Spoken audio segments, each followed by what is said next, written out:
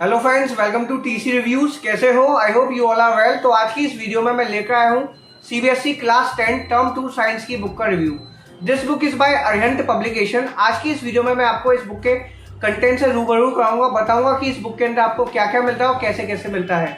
वैसे इस सीरीज में आपको सोशल साइंस, मैथमेटिक्स, इंग्लिश और हिंदी की बुक्स भी मिल जाती हैं। सोशल साइंस का रिव्यू मैं कर चुका हूँ, अगर वो वीडियो आपने नहीं देखे तो आप देख सकते हैं, आई बटन में आपको उसका लिंक मिल जाएगा।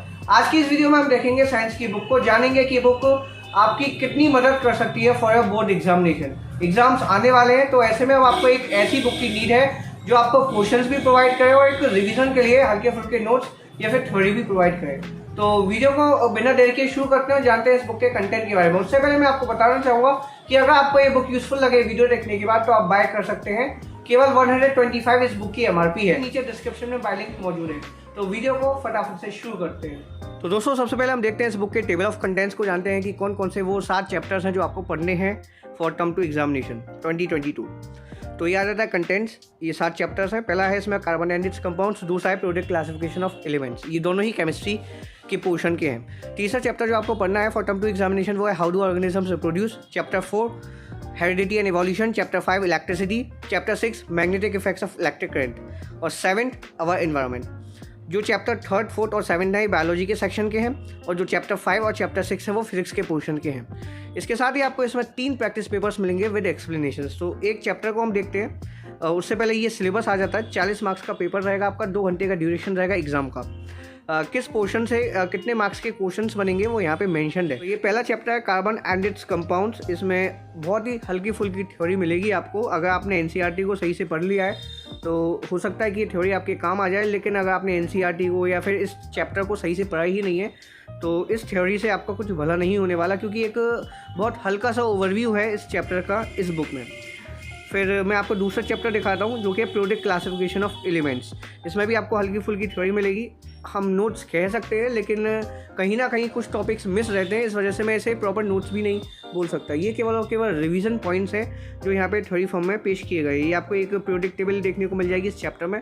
फिर features of modern product table, position of elements in the modern product table. Chapter की थ्योरी के बाद आपको मिलता है चैप्टर प्रैक्टिस का सेक्शन, जिसमें आपको 2 पार्ट्स मिलेंगे। पार्ट 1 में आपको ऑब्जेक्टिव क्वेश्चंस मिलेंगे, जिसमें MCQs, assertion reason based questions के केस बेस्ड एमसीक्यूज शामिल हैं। फिर ये पार्ट 2 है सब्जेक्टिव क्वेश्चंस। इसमें आपको short answer type questions, long answer type questions और कुछ केस बेस्ड क्वेश्चंस भी मिलेंगे। फिर सभी तरह के क्वेश्चंस की आपको एक्सप्लेनेशंस मिल जाएगी। फिर दोस्तों इसके बाद आपको एक चैप्टर टेस्ट का सेगमेंट मिलेगा, जिसमें आपको प्रैक्टिस के लिए क्वेश्चंस मिलेंगे in the form of MCQs, assertion reason MCQs, long answer type questions and obviously short answer type questions. Answers मिल जाएंगे और आपको डिटेल सॉल्यूशन चाहिए तो आप इसको स्कैन करके सॉल्यूशन हासिल कर सकते हैं। अब वो उसका प्रोसीजर क्या है वो आपको इस बुक की स्टार्टिंग में पता चल जाएगा। फिर चैप्टर 3 है बायोलॉजी का पहला चैप्टर है how do organisms reproduce. Reproduction के फंडामेंटल्स के बारे में बताया जाएगा। रिप्रोडक्शन कितने तरह की होती है वो आपको बताया जाएगा। Basically there are 2 types of reproduction, sexual and asexual. फिर आपको बीच बीच में कुछ डायग्राम्स मिल जाएंगे और उनकी भी कुछ आपको इलेबोरेशन मिल जाएगी, जिससे कि आप बेटर वे में इन सब चीज़ों को कैप्चर कर सको। लेकिन मैं यही चीज़ कहूँगा कि अगर आपने एनसीईआरटी को या फिर किसी भी स्टैंडर्ड बुक से चैप्टर्स को नहीं पढ़ा है और आप डायरेक्ट इस पर मूव कर रहे हो तो आपके जो कंसेप्ट है ना वो डेफिनेटली 101% अनक्लियर रहने वाले हैं। बेशक आप एग्जाम्स में अच्छा परफॉर्म कर लोगे, क्योंकि 40 मार्क्स का क्वेश्चन पेपर आ रहा है। आपने सोचा कि क्यों ना इस बुक में जो क्वेश्चन आंसर्स हैं उनको पढ़कर ही एग्जाम के लिए प्रिपेयर कर लिया जाए, तो मैं नहीं मानता कि इसका लॉन्ग टर्म में आपके लिए कोई बेनिफिट है। अगर आपके कंसेप्ट अनक्लियर रह गए और आप 11th में साइंस स्ट्रीम परस्यू करने जा रहे हो तो क्या बेनिफिट जब आपके 10th के कंसेप्ट ही क्लियर ना हो। तो मैं देखिए दोस्तों आपको यही सजेस्ट करूँगा, अगर आपके पास अभी भी टाइम है तो आप थ्योरी को पढ़िए, सही से कंसेप्ट्स को बिल्ड कीजिए एनसीईआरटी से या फिर किसी भी रिफ्रेशर से, चाहे वो एस चांद हो, एवरग्रीन की कैंडिडेट सीरीज़ हो या प्रदीप हो, कोई भी बुक हो, बस आप वो चैप्टर को पढ़ लीजिए, उसके बाद आप इस बुक पे मूव कर सकते हैं। और अगर आपके कंसेप्ट्स बिल्कुल 101% क्लियर है, आपने एनसीईआरटी के सभी क्वेश्चंस को सही से देख लिया है और न्यूमेरिकल्स को सॉल्व कर लिया है, तो मुझे नहीं लगता कि इस बुक की भी कोई नीड है। बस आप एक काम कीजिए कि क्वेश्चन पेपर्स बाय कर लीजिए, जो सैम्पल पेपर्स आते हैं उनसे ही आप अंदाज़ा लगा सकते हैं अपनी प्रैक्टिस का। इस बुक में बेसिकली जो देखने मात्र फीचर है वो है इसकी थ्योरी, वो भी ज़्यादा खास नहीं है।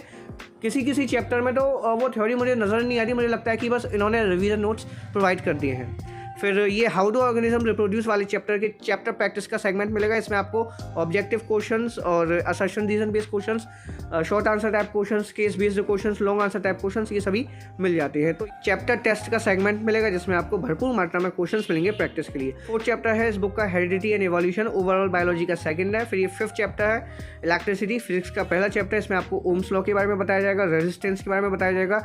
सभी टॉपिक्स को टच किया गया है इस चैप्टर में, लेकिन बहुत ही हल्के फुल्के तरीके से। केवल आपको एक ओवरव्यू मिल जाता है इन सभी टॉपिक्स का, आपको कंप्लीट थ्योरी नहीं मिलती। आप इस बुक का इस्तेमाल तभी कर सकते हो जब आपने सही से चैप्टर को पढ़ लिया हो, समझ लिया हो। अब एग्ज़ाम सर पर है तो क्यों ना रिवीजन किया जाए, तो तभी इस बुक की थ्योरी आपके लिए हेल्पफुल साबित हो सकती है। और इसमें जो क्वेश्चंस मिलते हैं उनसे तो आपकी मदद हो ही जाएगी, क्योंकि आपको आइडिया लग जाएगा कि भाई कैसे क्वेश्चंस बन सकते हैं क्वेश्चन पेपर में। ये सॉल्व एग्जाम्पल्स आपको मिलते हैं, इन सभी क्वेश्चंस के आपको सॉल्यूशन मिल जाएंगे।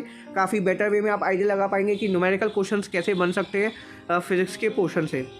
फिर इसके बाद आपको ये चैप्टर प्रैक्टिस का सेगमेंट मिलेगा। इसमें आपको सभी तरह के क्वेश्चंस मिल जाएंगे जो आपको केमिस्ट्री और बायोलॉजी के पोर्शन में देखने को मिले हैं। ये 6th चैप्टर है इस बुक का magnetic effects of electric current. ये 7th चैप्टर है आवर एनवायरनमेंट। तो ये प्रैक्टिस पेपर 1 है, ये सॉल्व फॉर्म में है। 3 सेक्शन में आपका पेपर रहेगा। पहले सेक्शन में बेसिकली आपको MCQs या फिर केस बेस्ड क्वेश्चंस देखने को मिल सकते हैं। सेक्शन बी में आपको शॉर्ट आंसर टाइप क्वेश्चंस और लॉन्ग आंसर टाइप क्वेश्चंस मिलेंगे। सेक्शन सी में आपको लॉन्ग आंसर टाइप क्वेश्चंस देखने को मिलेंगे। प्रैक्टिस पेपर की एक्सप्लेनेशन मिल जाएगी इस बुक के अंदर।